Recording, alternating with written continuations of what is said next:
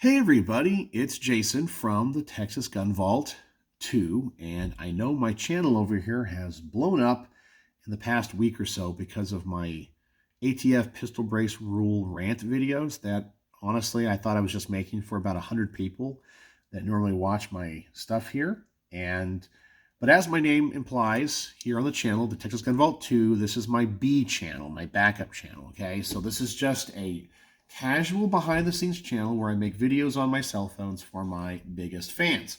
And if you want to go catch me on the main channel, where I have a lot more videos and cover a lot more topics and gun reviews, gear reviews, commentary stuff, news stuff, go check me out on my main channel. I have links in the description below to my YouTube channels, my Rumble channels, my Facebook, my Instagram. My email is down there. My P.O. Box information is down there if you want to send me something. So tons of ways of contacting me and following me.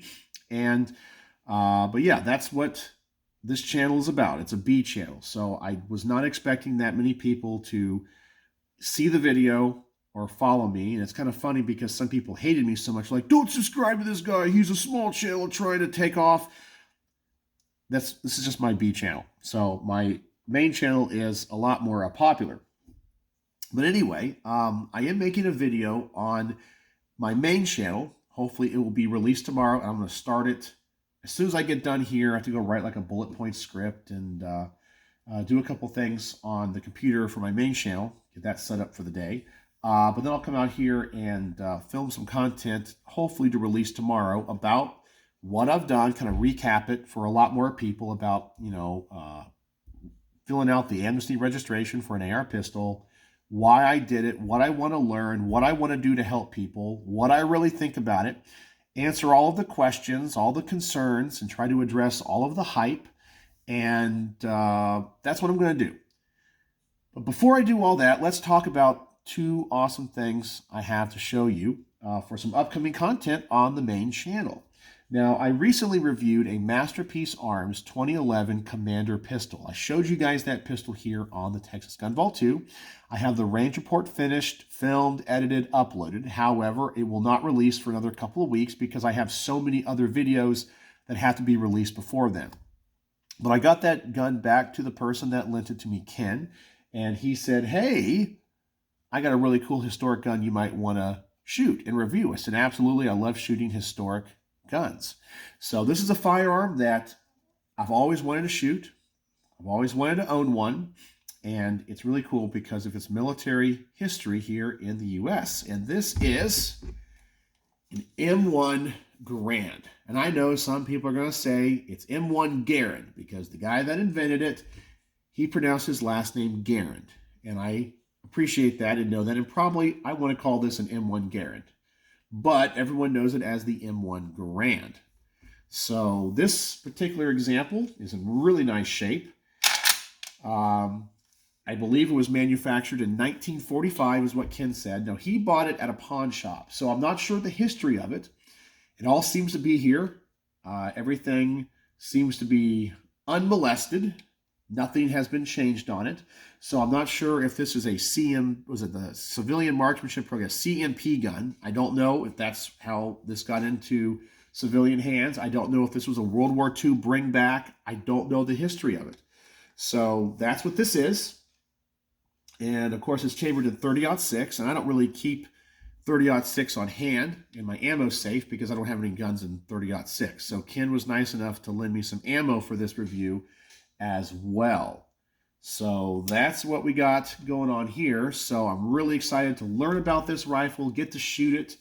As I said, it seems to be well taken care of. The stock shows a little bit of love and wear, but that's to be expected for a gun that is, 80 years old? So yeah, so it's really cool too because maybe my grandfather and great uncle who fought in Europe in World War II may have carried one of these. But I don't know if this one was actually used in World War II. It would have been made in 1945, so maybe it was before the war ended, maybe it wasn't, maybe it was fielded. I just don't have any information. I'll dig up what I can based off of the serial number, but that will be it. So M1 Garand. Yeah, that's really cool and really historic. Then I did an unboxing video today, and that's why I have my camera set up like it is and all this stuff out here. I picked up something really cool for my personal collection. And you guys know that I'm a huge B&T fan. So they had a production of 400 of these, and I've been kind of wanting one for a while, and I have some plans for it. But as it sits right now, I think technically it's not a firearm, but it is a flare signal pistol. So this is the 37 millimeter version of the GL06 by B&T, which is their grenade launcher. So there's only 400 of these in the country, as I said, and they made this as like a limited run. The receiver and the stock are in gray, where the originals are in black. So maybe that's to distinguish its caliber.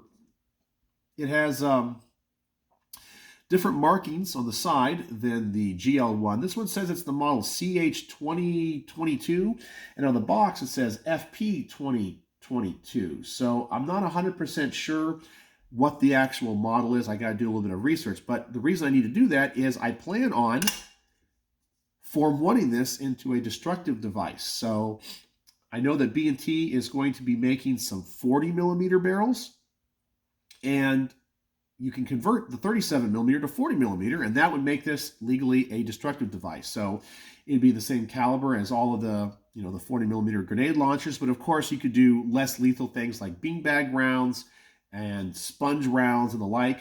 I think it's silly to do a grenade if you're not an SOT, because you have to do all the NFA paperwork, and you get to use it one time. And once it goes boom, it's done. So you pay $200, wait all that time, and you get it one shot. So that's kind of silly. But you can buy those less lethal things like the sponge rounds and the beanbag rounds and so forth, and shoot it out of the 40 millimeter. So I really just honestly want it for the collection. And as an NFA collector, I have SBRs, short barrel rifles.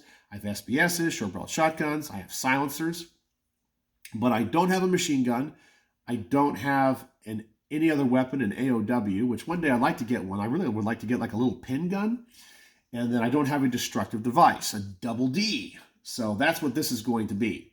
So I'm going to fill out the Form 1 probably tonight. And it's my understanding that B&T later this year is coming out with those 40 millimeter barrels. So the Form 1 of this will probably take about 30 days. So I'll have that ready. So whenever I get the barrel months from now, I'll be able to pop it on here and have a real GL06 or 06. Not really sure how you properly pronounce that, but isn't that really cool? I know this is probably not everybody's cup of tea, but you have to admit it is kind of different and interesting. And I have to say, this is really, really cool. It's very well made, everything that you would expect from B&T. So be on the lookout for an unboxing video of this. But I wanted to give you guys a little bit of a preview of it. So anyway, that's what's going on here at the Texas Gun Vault. And once again, as I said, if you're not subscribed to my main channel, please go over there. And hopefully you'll be looking forward to my pistol brace video where I try to break stuff down. I'm not going to rant, not going to call anybody names or any of that. But I try to answer as many questions as I know people have had, address some concerns, talk to the people that are very reluctant about this, but are very mad about it, which I am as well. Explain my position, why I've made the decisions that I have, why I want to educate people, and so forth. So anyway, that's what's going on. So what do you guys think? B&T GL06 and the M1 Garand. Wow. Man, am I one of the luckiest YouTubers in the world. So anyway, let me know what you think in the comment section below. And as always, thanks for watching.